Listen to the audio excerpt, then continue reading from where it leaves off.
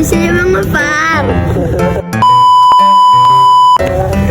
Good day sa inyo mga par. Dito tayo sa bayan ngayon mga par. Wala muna tayong fishing ngayon. Mamimili tayo ng anong bibili na tulas? Gamit. Namimili tayo ng gamit ni Jonas kasi malapit na siya mag-graduate at high school na sa susunod na taon. Anong regalo gusto mo? Bagong sapatos daw mga par gusto niya. Wow. Siyempre, bibigyan natin yan mga par. So mga par, naka-withdraw na tayo ng pera mga par. So, ito na tayo sa sa bilihan ng sapatos.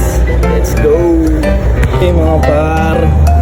So, malapit na tayo dito sa Game Times Palawan. So ayan mga par, no, dito na nga kami sa Game Time Kicks Palawan at hindi pa nga sila open kaya nag-antay-antay muna kami.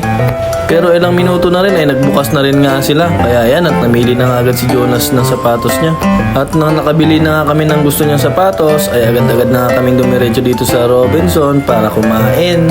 Dahil nga wala kaming almusal at gutom na rin. At nung pagkakuha ko nga ng order namin mga par ay agad na nga namin linantakan na para nagugutuman itong pagkain. At pagkatapos nga namin kumain mga par ay agad na nga kaming dumiretso dito kay Boss Ninyo para kuhain na aking pinagawang sticker.